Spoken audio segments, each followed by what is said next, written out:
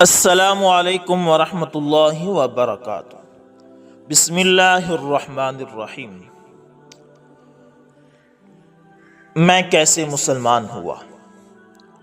دوستو، میں عربی زبان سے بالکل نہ بلد تھا، بلکہ مجھے اس سے نفرت بھی تھی۔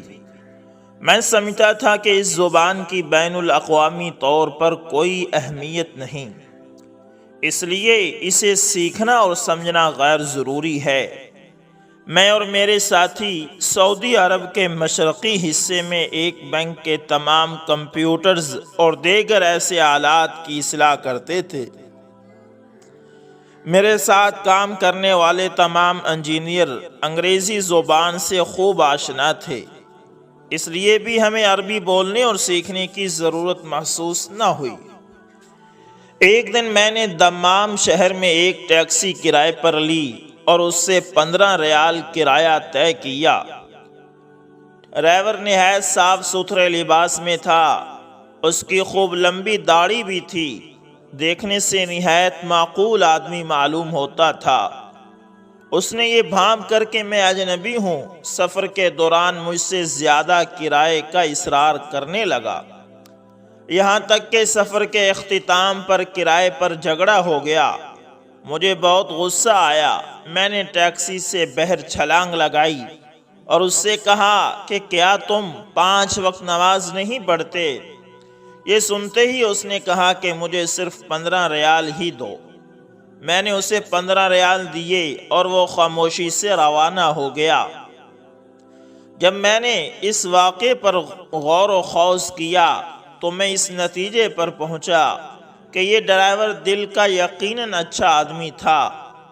یہ میرے لیے پہلا مثبت تجربہ تھا۔ اس کے بعد میں نے سمجھ لیا کہ یہاں کے باشندے بنیادی طور پر بہت اچھے لوگ ہیں۔ عبداللہ العمری صاحب اس بینک میں میرے انچارج تھے۔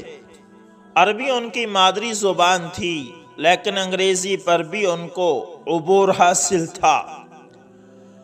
وہ ہم سے انگریزی میں ہی بات چیت کرتے اور ہم سے خوب گل مل کر رہتے۔ وہ کسی حد تک باتونی بھی تھے۔ ایک دن وہ مجھے ایک کہانی سنانے لگے۔ اس کہانی کے دوران ان کے منہ سے لفظ جیسس نکلا۔ میں نے انہیں فوراً ٹوک دیا اور جوش سے کہا کہ جیسس تو میرا ہے، آپ کون ہوتے ہیں جیسس کی بات کرنے والے؟ میں نے پہلی بار ایک مسلم کے منہ سے جیسس کا لفظ سنا، مجھے بہت حیرت ہوئی۔ میں 2 سال سے سعودی عرب میں مقیم تھا، لیکن کسی مسلمان نے مجھ سے مذہب کے بارے میں آج تک بات نہیں کی تھی۔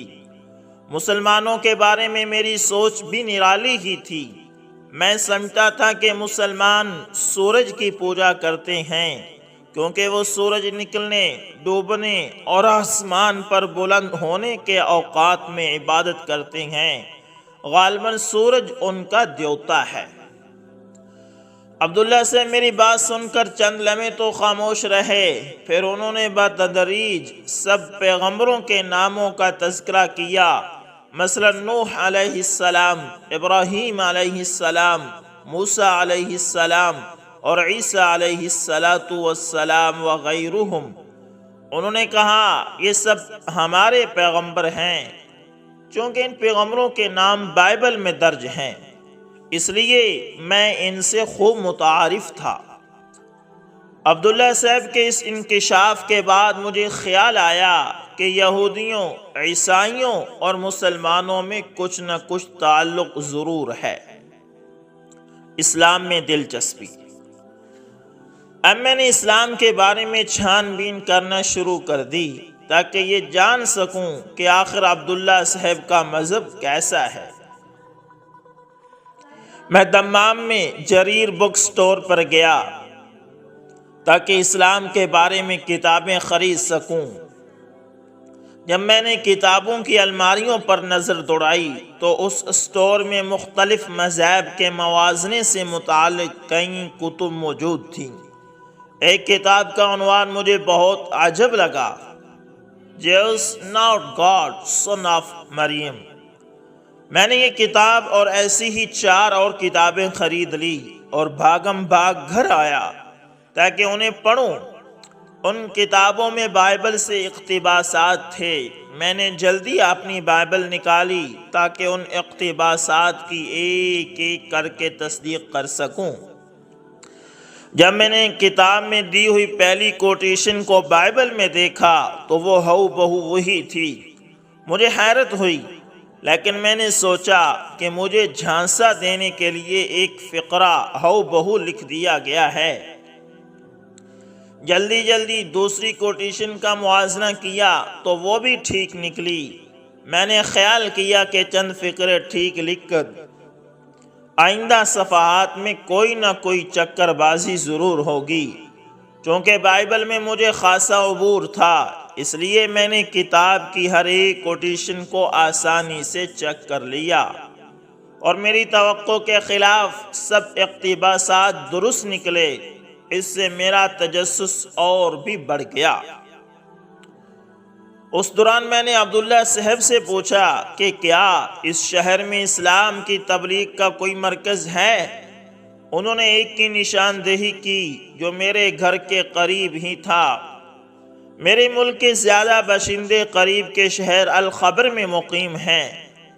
جب میں دوستوں سے اس شہر میں ملنے گیا تو دیکھا کہ الخبر میں بھی اسلام کی تبلیغ کا مرکز ہے۔ میں اس مرکز میں داخل ہوا تو وہاں بھی ویسی ہی کئی کتابیں دیکھی۔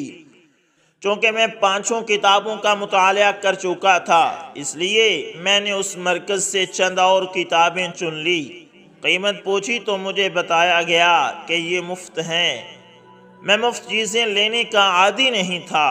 میں نے قیمت ادا کرنا چاہی تو مجھے دوبارہ یہ جواب ملا کہ یہ سب کتابیں مفت ہیں، آپ بلا جھجک لے جا سکتے ہیں۔ میں نے صاف کہہ دیا کہ قیمت ادا کیے بغیر کتابیں نہیں لوں گا۔ میرے اصرار پر انہوں نے مجھ سے تھوڑی سی قیمت وصول کر لی تاکہ میں کتابیں لے جاؤں۔ یہ سارا منظر ایک سعودی باشندہ دیکھ رہا تھا۔ وہ صاحب مجھے ایک طرف لے گئے اور مجھ سے نہایت مروت اور شفقت کے ساتھ پیش آئے۔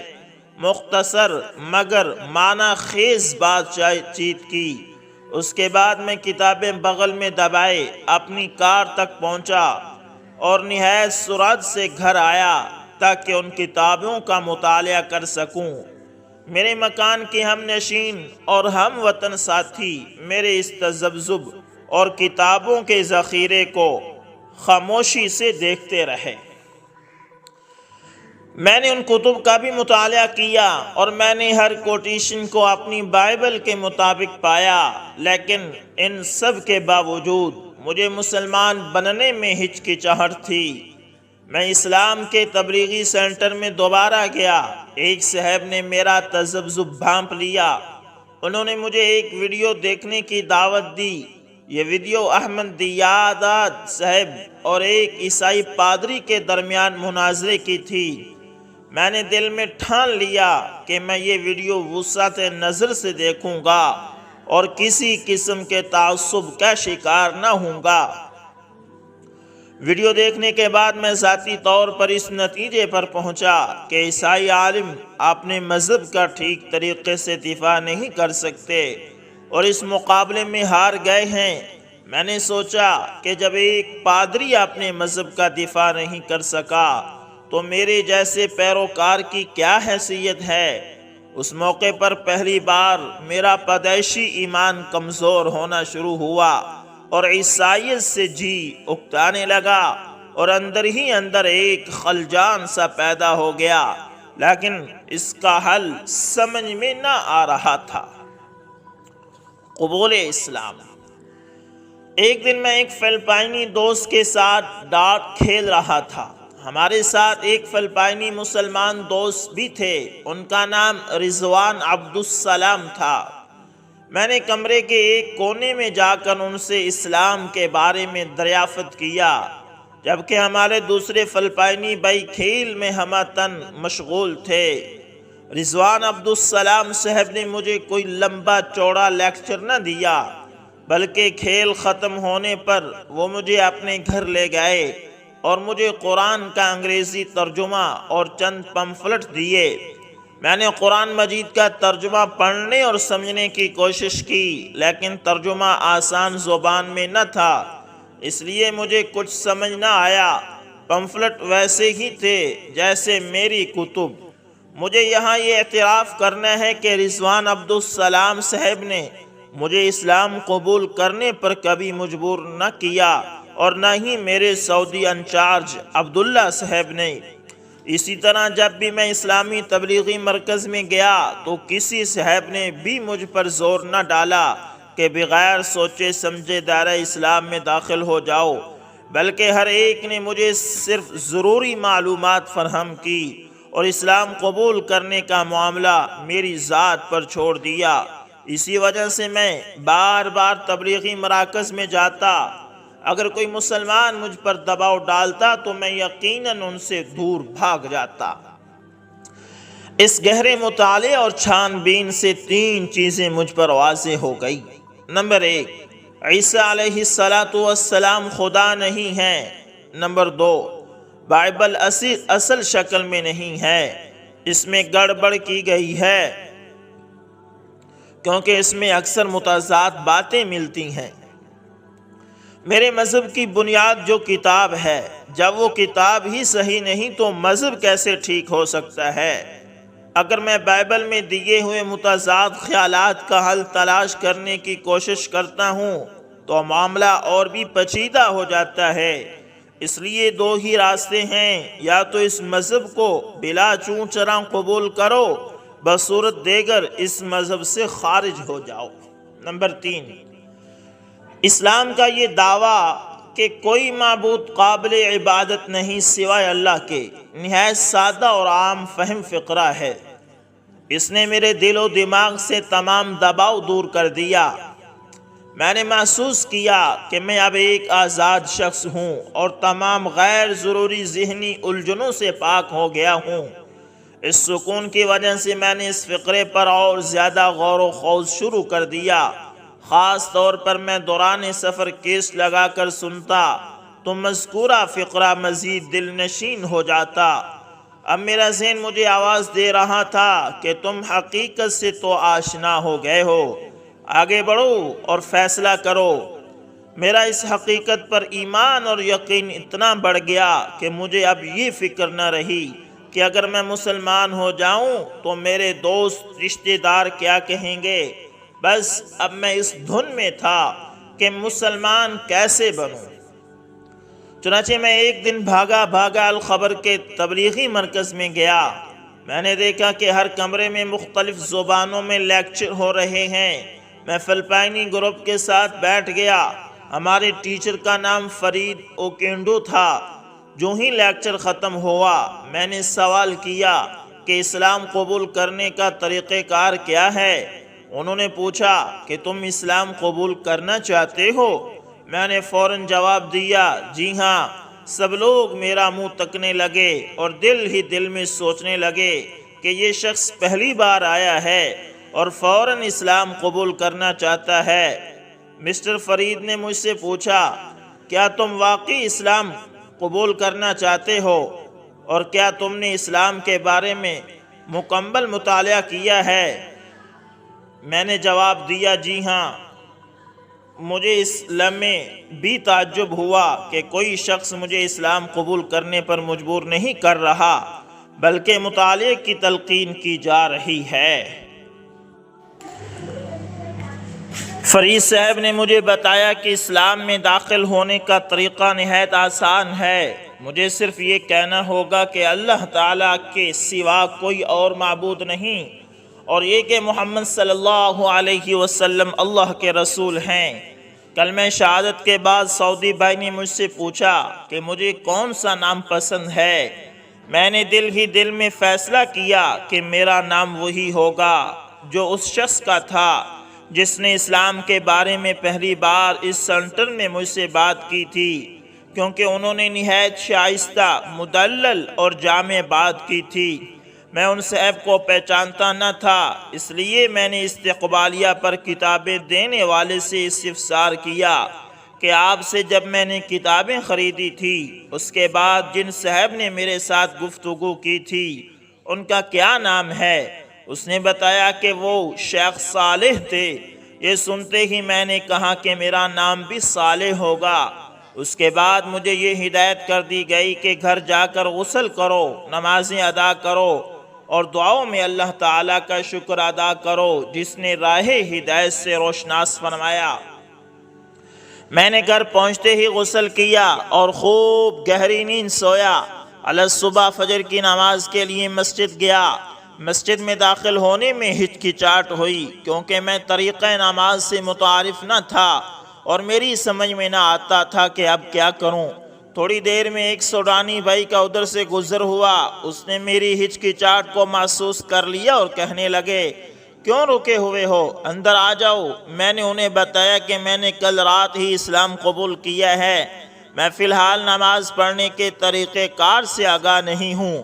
سوڈانی نے کہا، مسجد میں آؤ، میں تمہیں بتاتا ہوں۔ انہوں نے پہلے مجھے استنجا کرنے کا طریقہ بتایا، پھر وضو کا طریقہ بتایا۔ انہوں نے کہا کہ نماز میں محض ہماری اتباع کرو اور آخر میں دعا کرو۔ جب میں نے پہلا سجدہ کیا تو مجھے ناقابل بیان سکون ملا۔ میں ہر روز اللہ تعالیٰ سے دعا کرتا ہوں کہ آپ نے فضل و کرم سے میرے پہلے سجدہ کیسی کیفیت پھر پیدا کر دے۔ علاوہ ازیں مجھ پر اللہ تعالیٰ کا یہ بھی احسان رہا کہ میں نے پہلے دن سے اب تک کوئی نماز ترک نہیں کی۔ میں نے باقاعدگی سے ہر شام تبلیغی مرکز جانا شروع کر دیا اور کئی گھنٹے تعلیم حاصل کرتا رہا۔ تعلیم کے دوران مجھے یہ بتایا گیا کہ سود حرام ہے، اس لیے میں جلد از جلد بینک کی نوکری سے استعفیٰ دینا چاہتا تھا۔ اسی طرح مجھے یہ بھی بتایا گیا کہ ہر وہ کھانا حرام ہے اس پر اللہ تعالیٰ کے علاوہ کسی اور کے نام کی دعا کی جائے۔ میں دل و جان سے ان تعلیمات پر عمل کرنا چاہتا تھا، بس میری زندگی ایک نئے دور میں داخل ہو چکی تھی، لیکن میرے گھر اور کام کے ساتھیوں اور افسروں کو اس کی خبر تک نہ تھی۔ قبول اسلام کا رد عمل۔ میں 5 فلپائنی ساتھیوں کے ساتھ ایک گھر میں مقیم تھا۔ ہر کمرے میں 2 فرد تھے۔ میرے کمرے میں میرا اسکول اور کالج کا پرانا ساتھی تھا۔ اس کی دوستی نبھانے کے لیے ہی میں یہاں سعودی عرب آیا تھا۔ ہم سب کھانا اکٹھا ہی پکاتے اور مل کر کھاتے تھے اور مل کر ہی بازار اور کھیل کے میدان میں جاتے۔ اس سلسلے میں 2 واقعات قابل ذکر ہیں۔ میرے ساتھیوں نے نئے سال کی تقریب کے لیے پرتکلف کھانا تیار کیا اور مجھے بھی دعوت دی۔ میں نے جواباً کہا کہ میں اس دعوت میں اس شرط پر شریک ہوں گا کہ تم کھانے کے دوران کسی قسم کی دعا نہیں کرو گے۔ سب متفق ہو گئے۔ جب کھانے کا وقت آیا تو انہوں نے حسب معمول عیسائیوں کی طرح دعا کی۔ میں چپ چاپ کھانے کی میز سے اٹھ کر چل دیا کیونکہ انہوں نے وعدہ خلافی کی تھی۔ ایک اور ایسا ہی واقعہ پیش آیا۔ ہم سب مل کر دوپہر کا کھانا کھاتے تھے۔ میں ہر روز ان سے کھسک جاتا اور علیحدگی میں نماز ادا کرنے کے بعد کھانے میں شریک ہوتا۔ اس طرح مجھے قدرے دیر ہو جاتی۔ ایک دن مجھے خاصی تاخیر ہو گئی اور یہ سب کھانے سے فارغ ہو کر اپنے اپنے کمروں میں چلے گئے۔ صرف میرے کمرے والا ساتھی موجود تھا۔ اس نے مذاقاً مجھ سے پوچھا، کیا تم نماز ادا کر رہے تھے؟ میں نے اس سے کہا کہ تم نے آج میرے راز سے پردہ اٹھا دیا ہے، میں نماز ہی تو ادا کر رہا تھا۔ اس نے کہا کہ کیا تم مذاق کر رہے ہو؟ میں نے اسے صاف صاف بتا دیا کہ میں اسلام قبول کر چکا ہوں۔ اس نے یہ خبر دوسرے ساتھیوں تک بھی پہنچا دی۔ اس طرح سے ہماری دوستی پر زب پڑ گئی۔ ایک دن سب فلپائنی ساتھی میرے ساتھ کمرے میں جمع ہو گئے اور مجھے غدار اور اسی قسم کے الفاظ سے منسوب کیا۔ پھر مجھ سے کئی سوال پوچھنے لگے، مثلا اسلام کیا ہے اور تمہیں کیوں اچھا لگا؟ میں ان کے ہر سوال کا مدلل جواب دیتا۔ میری زندگی میں یہ پہلا موقع تھا کہ اسلام کے بارے میں دوسروں سے بحث مباحثہ کر رہا تھا۔ ان کی پوری کوشش تھی کہ میں دوبارہ عیسائی بن جاؤں۔ میں رواداری اور تحمل سے پیش آیا۔ ان کے پاس میرے دلائل کا کوئی توڑ نہ تھا۔ بالآخر انہوں نے اپنی بائبل بند کر دی اور ایک ساتھی نے کہا، تم کیا ثابت کرنے کی کوشش کر رہے ہو؟ میں نے کہا، یہ حقیقت ہے کہ اسلام سچا مذہب ہے اور یہ بھی حقیقت ہے کہ عیسیٰ علیہ السلام خدا یا اس کے بیٹے نہیں بلکہ اللہ کے پیغمبر اس پر انہیں بہت مایوسی ہوئی اور وہ اٹھ کر چلے گئے۔ اس کے بعد اس سلسلے میں ہماری کوئی بات چیت نہ ہوئی۔ معمولات میں تبدیلی۔ مقامی تبلیغی مرکز میں قرآن پاک کی تعلیم کے لیے ایک مصری ٹیچر مقرر تھے۔ ان کا نام محمد تھا۔ ان کی قرآن پاک کی قرأت بہت دلکش تھی۔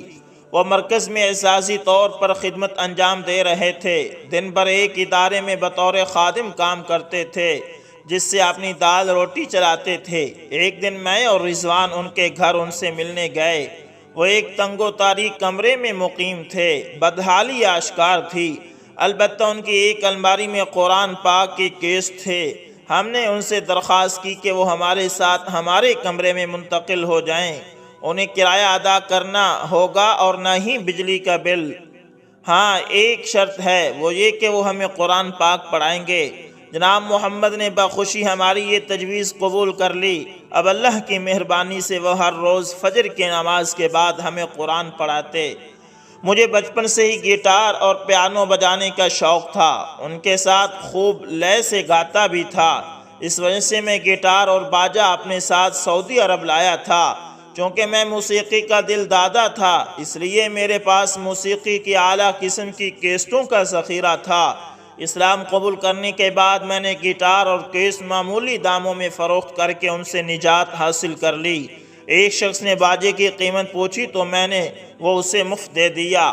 میں اپنی سالانہ چھٹیوں پر فلپائن جانے کی تیاری کر رہا تھا۔ رضوان صاحب نے مجھے بتایا کہ ان کی اہلیہ اور 2 بچیاں بھی بفضل خدا مسلمان ہو چکی ہیں اور وہ منیلا میں مقیم ہیں۔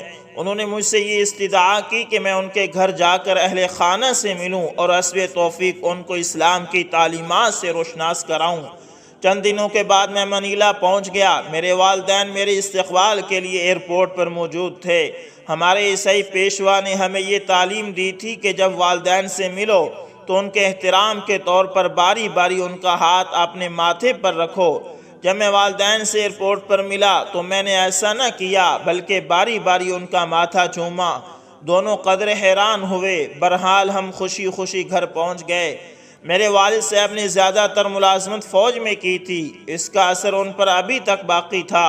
ان کا چہرہ اکثر سنجیدہ ہی رہتا تھا اور وہ بات بھی کم کرتے تھے۔ اس کے برعکس میری والدہ کالج میں بطور ٹیچر کام کرتی رہی ہیں۔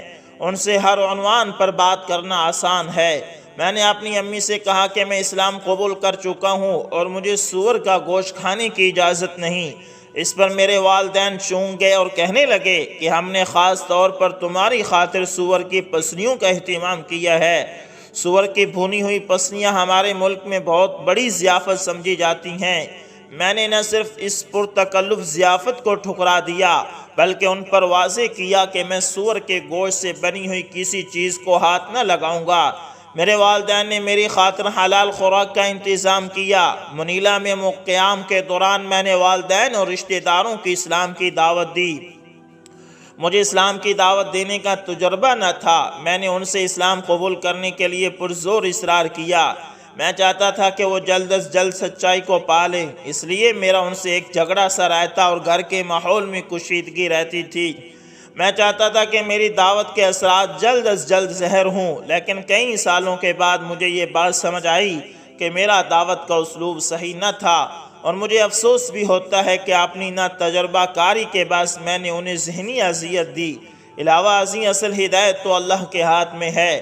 دوسری بار میں اور رضوان صاحب اکٹھے فلپائن گئے۔ مجھے یہ دیکھ کر بے حد خوشی ہوئی کہ رضوان صاحب کی فیملی اسلامی تعلیم و تربیت سے آراستہ ہو چکی ہے اور ان کی بیوی اور بچیاں اسلامی حجاب کا اہتمام کرتی ہیں۔ منیلا کے قیام کے دوران رضوان صاحب نے مجھے دعوت دی کہ میں ان کی بڑی بیٹی کو رفیق حیات بنا لوں۔ میں نے عرض کیا کہ انشاءاللہ ان قریب جواب دوں گا۔ ان دنوں میرے گھر کا ماحول بہت پراگندہ تھا۔ میں گھریلو الجھنوں کے باعث بر وقت رضوان صاحب کے گھر نہ پہنچ سکا۔ اس دوران وہ سعودی عرب کے لیے روانہ ہو گئے۔ چھٹیاں ختم ہونے کے بعد میں بھی سعودی عرب پہنچا۔ میں نے مدینہ منورہ سے رضوان صاحب کو بذریعہ ٹیلی فون اپنی گھریلو مشکلات سے آگاہ کیا اور ساتھ ہی یہ اطلاع بھی دی کہ میں ان کی بیٹی سے شادی کرنے کے لیے رضامند ہوں، لیکن تھوڑی سی مہلت چاہیے۔ دوسری طرف میری والدہ صاحبہ بہت کوشش کی کہ میں دوبارہ عیسائی مذہب اختیار کر لوں۔ انہوں نے ایک پادری کو گھر بلایا جس نے میرے ساتھ کافی دیر مکالمہ کیا، لیکن وہ اپنے مقصد میں ناکام رہا۔ میری والدہ نے ایک اور پادری کو گھر بلایا اور خود بھی ہمارے ساتھ بیٹھ گئی تاکہ ہماری بہمی بات چیت کو سن کر بحث کا تجزیہ کر سکیں۔ میرے والد صاحب پودوں کو پانی دینے کے بہانے ہم سے تھوڑے فاصلے پر کھڑے ہو گئے۔ ان کے کان بھی ہماری طرف ہی لگے ہوئے تھے۔ میں نے پادری کو ہر سوال کا جواب اپنی کتابیں کھول کھول کر دیا اور دکھایا۔ اس کے پاس کوئی ٹھوس دلیل نہ تھی۔ آخر میں ہمارے گھر سے جاتے ہوئے کہنے لگے کہ اپنے سے بڑے پادری کے ہمراہ دوبارہ حاضر ہوں گے۔ میں نے انہیں جواب دیا کہ مجھے اس کا بے تابی سے انتظار رہے گا، لیکن میرے منیلا قیام کے دوران وہ کبھی واپس نہ آئے۔ پادری کے جانے کے بعد میرے والد صاحب ہمارے قریب آئے اور میری والدہ سے کہنے لگے، تمہارے بیٹے کا علم تمہارے پادری سے زیادہ ہے۔ میں نے زیادہ بات نہ کی تاکہ والدہ کے جذبات مجروح نہ ہوں۔ مجھے رشتے کی پیشکش ہو چکی تھی، لیکن میں شادی سے پہلے بینک نوکری کو چھوڑنا چاہتا تھا۔ میں نے سعودی عرب میں کئی علماء سے رائے لی، سب نے بہت اچھی تلقین کی۔ ان کا کہنا تھا کہ اس نوکری سے چھٹکارے کی مخلصانہ نیت کر لو اور دوسرا کام ملنے تک نوکری نہ چھوڑو۔ اگر تم نے نوکری فوراً چھوڑ دی تو تمہیں اپنے ملک جانا پڑے گا۔ میں عرب نیوز میں ہر روز ملازمت کے اشتہارات دیکھتا۔ ایک جگہ فیکس آپریٹر کی ضرورت تھی۔ میں نے انٹرویو دیا۔ وہ پوچھنے لگے کہ تم اچھے کام کو چھوڑ کر معمولی تنخواہ پر کیوں کام کرنا چاہتے ہو؟ میں نے جواباً کہا کہ ایک ذاتی وجہ ہے۔ انہوں نے کہا کہ تمہاری تعلیم اور لیاقت اس کام سے کہیں بالا تر ہے، اس لیے ہم تمہیں یہ کام نہیں دے سکتے۔ ایک اور کمپنی کو کمپیوٹر انجینئر درکار تھے، اس کے لیے بھی تنخواہ میری موجودہ تنخواہ سے کم تھی۔ جب میں انٹرویو کے لیے گیا تو میں نے صاف کہہ دیا کہ میں ان سے زیادہ تنخواہ کا مطالبہ نہیں کروں گا، مجھے اپنے کام میں تبدیلی کی اشد ضرورت ہے۔ اس فرم نے مجھے قبول کر لیا اور میں اس نئی کمپنی سے منسلک ہو گیا۔ اس میں اللہ کی ایسی حکمت مخفی تھی کہ مجھے دمام کے بجائے مدینہ منورہ میں کام مل گیا اور نہایت مقدس اور پرسکون شہر میں زندگی گزارنے کا موقع مل گیا۔ اسلام قبول کرنے کے بعد میں نے سگریٹ پینا چھوڑ دی تھی، فحش موسیقی سے نجات حاصل کر لی تھی، بینک کی نوکری چھوڑ دی تھی اور میں اسلامی تعلیمات کے مطابق زندگی گزارنے کی کوشش کر رہا تھا۔ بس اب شادی کی باری تھی۔ اگلے سال میں اور رضوان صاحب دوبارہ اکٹھے فلپائن گئے اور میری شادی کا پروگرام بن گیا۔ میں نے والدین اور دیگر رشتہ داروں پر واضح کر دیا کہ میری شادی اسلامی طریقے سے ہوگی۔ وہ میری شادی میں شمولیت کے لیے رضامند ہو گئے۔ اب میرے والدین مجھ سے کافی تعاون کرنے لگے۔ مثلا رمضان کے چند دن منیلا میں مقیم رہا تو میری والدہ صاحبہ افطار کے لیے اچھے کھانے کا اہتمام کرتی۔ چھٹیوں کے بعد مدینہ منورہ آ گیا اور کچھ عرصے بعد میری اہلیہ بھی مدینہ منورہ آ گئی۔ اللہ تعالیٰ نے ہمیں 2 بیٹیاں عطا کی ہیں، ہم نے ان کا نام صفا اور مروہ رکھا ہے۔ ان دنوں حسب معمول بطور انجینئر ڈیوٹی دے رہا ہوں کہ بہت محنت طلب اور ذمہ داری کا کام ہے۔ علاوہ ازیں ہفتے میں 1 روز اعزازی طور پر مدینہ منورہ کے تبلیغی مرکز میں نئے مسلمانوں کی حتی المقدور مدد کر رہا ہوں تاکہ ان کا ایمان مزید پختہ ہو جائے اور یہ کہ وہ میری کہانی سے بھی مستفید ہو سکیں۔ امید کرتا ہوں دوستو ویڈیو اچھی لگی ہوگی، پسند ہے تو لائک شیئر کمنٹ لازمی کریں۔ ملتے ہیں کسی نیکسٹ اچھی سی ویڈیو کے اندر، تب تک کے لیے اللہ حافظ، جزاکم اللہ۔